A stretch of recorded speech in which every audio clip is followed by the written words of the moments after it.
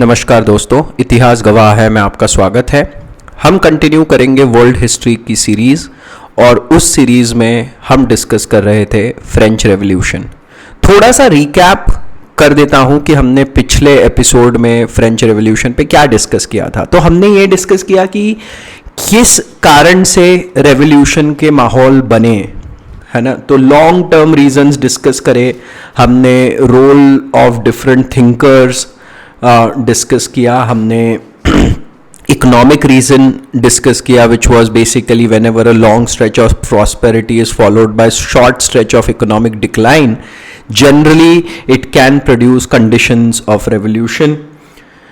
तो हमने political reason भी डिस्कस किए थे, जिसमें हमने कहा था कि जो एब्सोल्यूट मोनार्की थी लुई 14 के समय से, अब उसमें क्रैक्स आ गए थे। एब्सोल्यूट मोनार्की उतनी पावरफुल बची नहीं थी और फिर जो स्ट्रक्चर ऑफ सोसाइटी था जिसमें क्लर्जी और एलिट्स बहुत कम परसेंट होने के बावजूद एक बहुत बड़ा share of land and resources control करते थे, उस स्ट्रक्चर को अब मिडिल क्लास चैलेंज करने लग गया था, which had no special powers but now it was becoming economically influential. तो ये सारे रीजंस तो लॉन्ग टर्म रीजंस थे। और फिर हमने कुछ इमीडिएट रीजंस डिस्कस करे थे which was defeat in 7 year war, और उसके चलते इंडिया से इनका सफाया हो गया था, फ्रेंच का, कनाडा से हट गए थे। फिर participation in American economy, American revolution के कारण इनकी इकोनॉमी में बहुत डिस्ट्रेस हो गया था।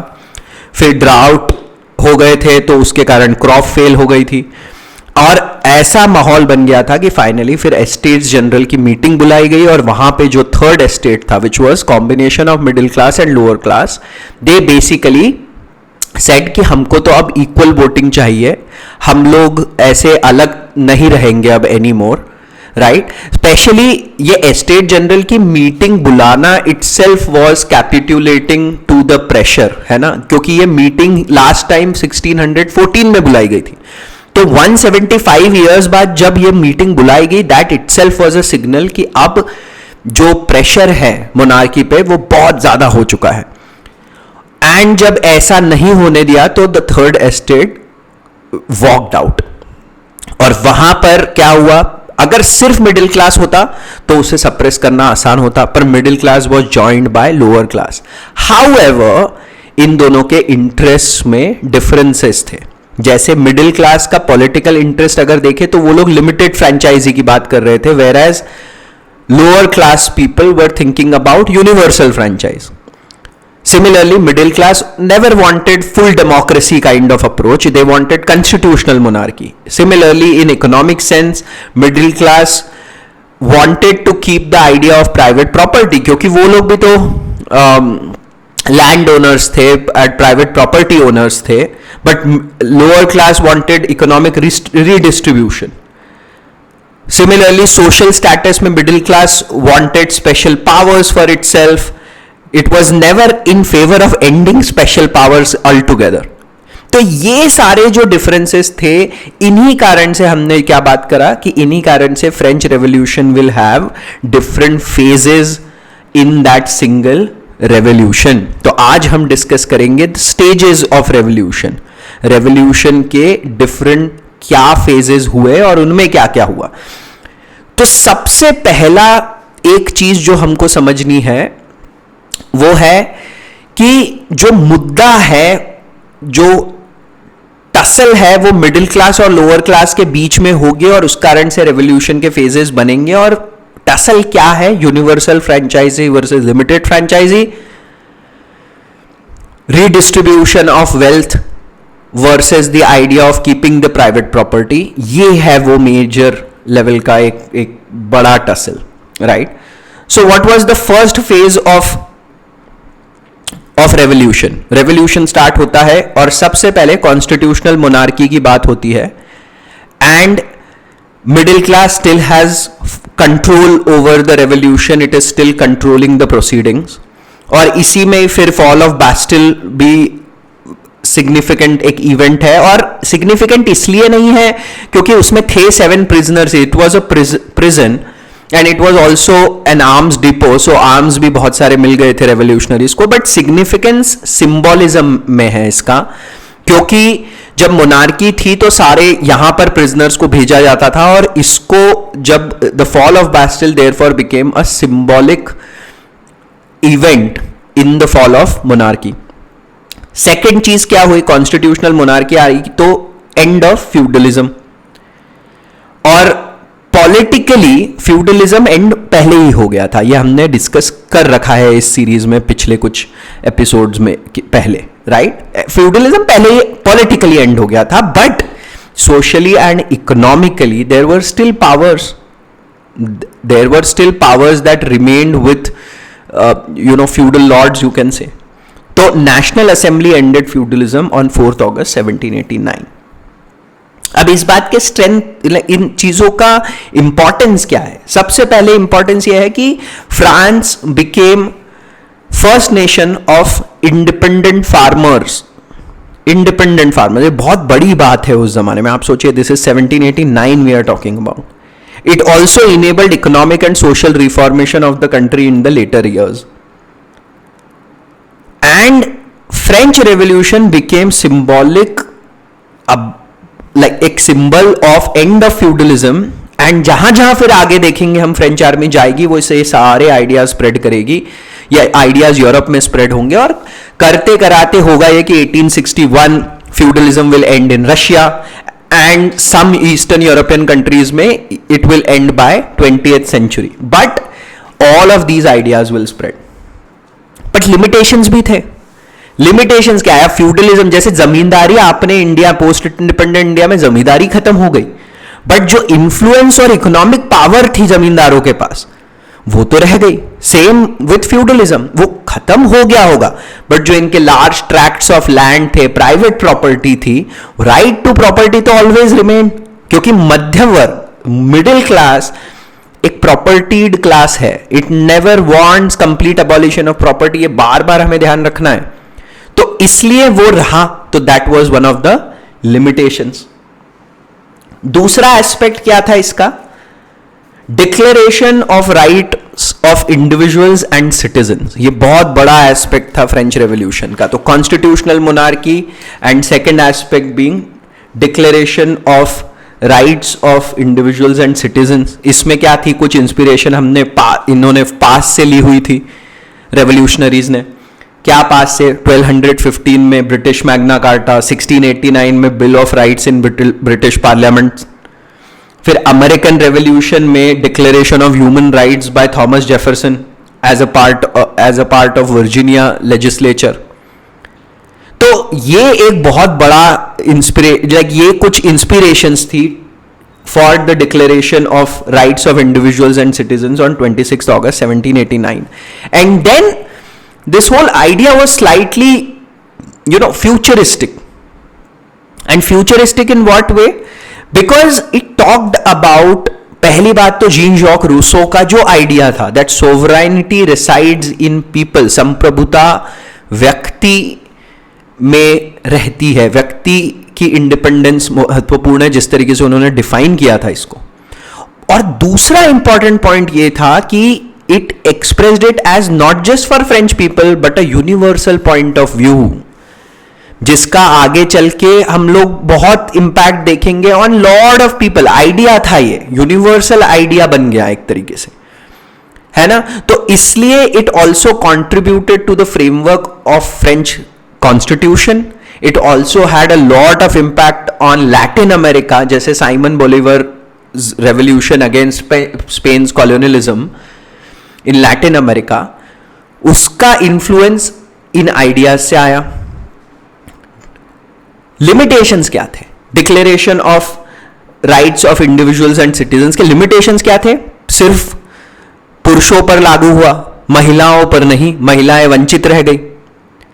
तो ये एक बहुत बड़ा लिमिटेशन था. And the declaration aligned with the middle class aspirations. ये मिडिल क्लास का इंफ्लुएंस है. how did it align? Personal freedom की बात करी गई, प्राइवेट प्रॉपर्टी की बात की गई, इक्वालिटी बिफोर लॉ की बात की गई, जबरन किसी को गिरफ्तार नहीं किया जाएगा इसकी बात की गई. लोअर क्लास की चीजों की बात नहीं कही, for example right to work, food security, right to form unions and groups, ये सब बातें नहीं हुई। तो ये इसके लिमिटेशंस थे of declaration of rights of individuals and citizen. फिर से हमने देख लिया क्या क्या है, constitutional monarchy, declaration of rights of individuals and citizens, और इन दोनों के हमने इंपॉर्टेंस और लिमिटेशंस देखी हैं। And then the third aspect of this first phase of revolution was formation of new constitution. जो नेशनल असेंबली थी, it also acted as constitutional assembly. तो after 2 years in 1791 a new constitution was readied, and क्या features थे इस new constitution के? एक तो separation of power, जो हमने मॉन्टेस्क के जो थॉट्स सुने थे, देखिए उनका इन्फ्लुएंस है यहाँ पे, separation of power between executive, legislature और जुडिशरी। और आप देखेंगे आगे आने वाले बहुत सारे संविधानों में ये हमको देखने को मिलेगा वापस से, सेपरेशन ऑफ पावर वाला idea, to ensure individual freedom, separation of power to ensure individual freedom. And the second aspect जहां पे हमको बहुत बड़ा इंफ्लुएंस मिडिल क्लास का दिखाई देता है, वो है लिमिटेड फ्रेंचाइजी। मैंने क्या बोला था शुरू में ही, जो दो बहुत बड़े पॉइंट्स ऑफ टसल हैं वो क्या है, universal franchise versus limited franchise. तो देखिए कॉन्स्टिट्यूशन बनाया गया, उसमें लिमिटेड फ्रेंचाइजी दी गई, यूनिवर्सल नहीं दी गई, और प्राइवेट प्रॉपर्टी इंश्योर की गई, इंडिविजुअल फ्रीडम जो है उसमें प्राइवेट प्रॉपर्टी है। तो वो एक बहुत बड़े ये दो फैक्टर थे of the new constitution that was formed in 1791। और थर्ड एस्पेक्ट क्या था, रिलीजन के एरिया में। देखिए मिडिल क्लास, मैंने हम पहले के एपिसोड्स में भी कहा है, उसको रिलीजन को थोड़ा शैकल्स में बांध के रखना अच्छा लगता है, क्योंकि रिलीजन के जो शैकल्स है वो उसमें बंधना नहीं चाहता। So what did they do, they ended Roman Catholic religion as a state religion. पहले जैसे हमने समझा था, सारे यूरोप में जितने रीजन्स थे, जितनी मोनार्कीज थी, जितनी प्रिंसिपैलिटीज थी, जितने प्रिंसेस थे, उनको अपना स्टेट रिलीजन चूज करना होता था। अब कोई ऐसा नहीं है। और इस कारण से क्या हुआ, प्रोटेस्टेंट प्रैक्टिस को और प्रोटेस्टेंट्स को एक्सेप्टेंस मिला सोसाइटी में, क्योंकि स्टेट रिलीजन एज खत्म कर दिया गया। Roman Catholic religion was no more a state religion. दूसरा, चर्च की जो प्रॉपर्टी थी उसको जब्त कर लिया गया, है ना, उसको ले लिया गया। And that was the whole point, like middle class चाहता ही नहीं था कि चर्च के पास इतनी प्रॉपर्टी रहे। एंड द प्रीस्ट, चर्च के जो प्रीस्ट थे वो अब सरकारी एम्प्लॉय, गवर्नमेंट एम्प्लॉय, सरकारी कर्मचारी बन गए।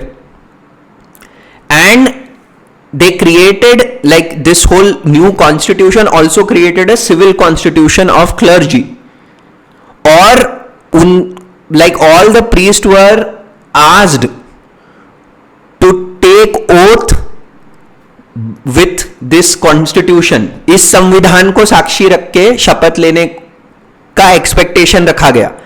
तो अब इसमें क्या हुआ, some priests actually agreed to it, some did not, and the ones who agreed were called jurors and the ones who did not were called non-jurors। और ऐसे ही देखिए, जब जैसे जैसे रेवोल्यूशन हुई, इसमें बहुत सारे लोग थे जो अग्री कर रहे थे जो हो रहा था उससे, और जिनको कुछ फायदा था, और जो ऐसे लोग भी थे जो अग्री नहीं कर रहे थे, उनको नुकसान था। And those people started fleeing out of France and they started reaching other region. तो इस कारण से फ्रेंच रेवोल्यूशन के अगेंस्ट यूरोप में एक रेजिस्टेंस भी खड़ा होने लगेगा। आप सोचिए ना, इतने सालों से मोनार्की चल रही है। देखिए, एक मैं आपको एक बहुत इंटरेस्टिंग चीज बताता हूं। ह्यूमन नेचर क्या होता है ना, कि हमारे जो हम जिस एरा में, जिस भी एरा में हम जी रहे हैं, उस समय जो सिस्टम्स, जिस तरीके की थॉट फ्रेमवर्क बहुत प्रेवलेंट होती है, हमें ऐसा लगता है कि वही चलती रहेगी। जैसे फॉर एग्जाम्पल आज के जमाने में हम डेमोक्रेसी को ऐसा सोच के चलते कि ये हमेशा ऐसे ही रहेगा, हम कभी क्वेश्चन नहीं करते। यही का यही तो मोनार्की भी एक जमाने में सोच के चल रही होगी ना, कि अरे भाई मोनार्की को कौन चैलेंज करेगा। यही का यही तो नोबल्स एंड जो क्लर्जी है वो भी सोच के चल रहे थे। Until they called states general का मीटिंग, उनको अंदाजा भी नहीं था कि ये इस तरीके से आगे बढ़ने वाला है अब यहां से, है ना। उनको लग रहा था कि हाँ ठीक है, this is just like one of instance, हम ऐसा कितना हो जाएगा इसमें। बट देखिए अब पूरा सिस्टम ही बदलने के रास्ते पे आ गया। और ऐसा ही होता है when you are living in that era, it is very difficult to predict what can change and how it will change and what factors will lead to that change. यही एक बहुत शानदार बात है हिस्ट्री पढ़ने की, because it can give you that insight by looking at past कि किसी भी सिस्टम का वैसा ही लागू रहना बहुत मुश्किल है। वाई?